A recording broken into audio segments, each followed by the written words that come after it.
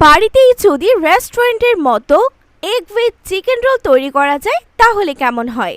চলুন দেরি না করে রেসিপিতে চলে যাই।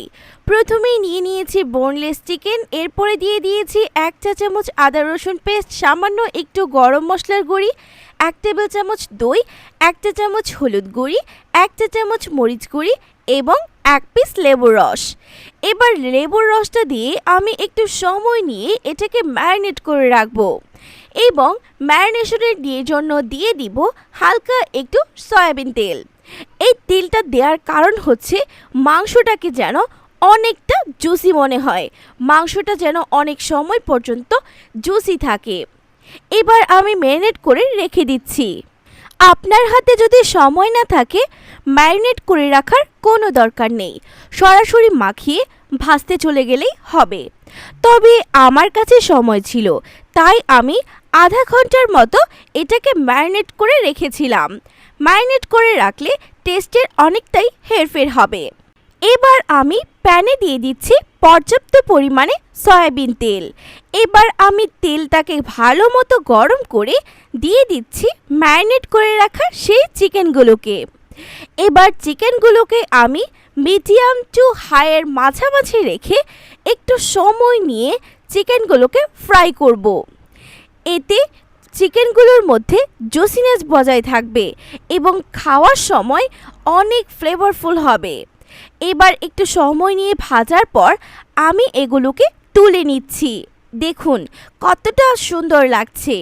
এবার সেই তেলেই আমি দিয়ে দিচ্ছি কিছুটা কাঁচামরিচ কুচি এবং পেঁয়াজ কুচি।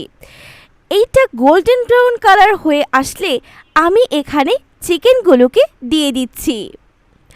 গোল্ডেন ব্রাউন কালার হয়ে আসার কারণে কিন্তু চিকেনটার মধ্যে অনেক সুন্দর একটা ফ্লেভার ক্রিয়েট হবে। এই ফ্লেভারটার জন্যই রোলটা খেতে অনেক বেশি ভালো লাগবে। আমি আবারও একটু সময় নিয়ে এটাকে ভেজে নিচ্ছি। এবার আমি অন্যদিকে আমরা রেগুলার যে পরোটা খাই তেমন একটি পরোটা তৈরি করে নিয়েছি। এবার আমি এই পরোটাটাকে হালকা একটু তেল দিয়ে ভেজে নিব।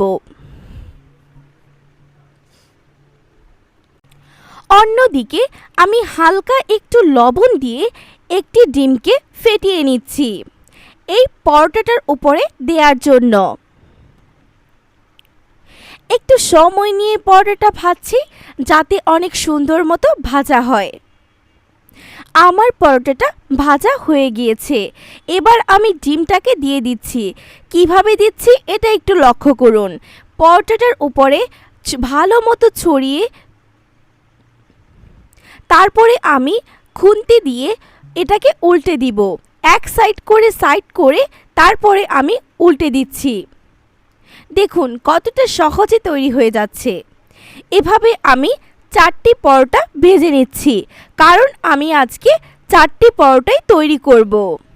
এবার আমি সম পরিমাণে মাংসগুলোকে ভাগ করে নিচ্ছি পরোটাগুলোর উপরে সমানভাবে মাংসগুলোকে ভাগ করে ছড়িয়ে দিচ্ছি।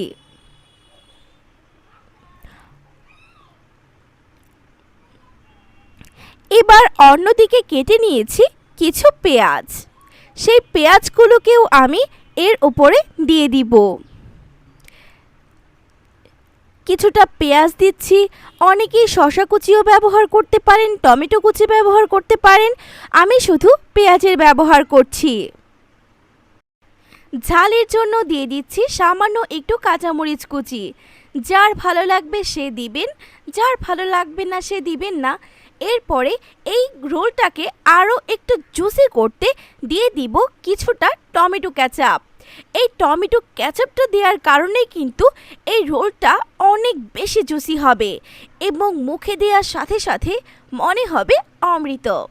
এবার আমি এটাকে জাস্ট ফোল্ড করে রোল তৈরি করছি। প্রিয় ভিউয়ার্স, আপনাদের যদি আমার ভিডিও ভালো লেগে থাকে তাহলে আমার ইউটিউব চ্যানেলটি সাবস্ক্রাইব করে আমার পাশেই থাকবেন এবং আপনার মূল্যবান মতামতটি কমেন্ট বক্সে জানাতে ভুলবেন না। আজকের মতো বিদায় নিচ্ছি। আবার দেখা হবে অনলাইনে নতুন কোনো রেসিপির সঙ্গে। সেই পর্যন্ত সবাই ভালো থাকবেন, সুস্থ থাকবেন এবং আমার তৈরি করা রোল কেমন হয়েছে সেটা আপনি বাসায় প্রিপেয়ার করে আমার ফেসবুক গ্রুপে আপনার মূল্যবান মতামত দিতে ভুলবেন না।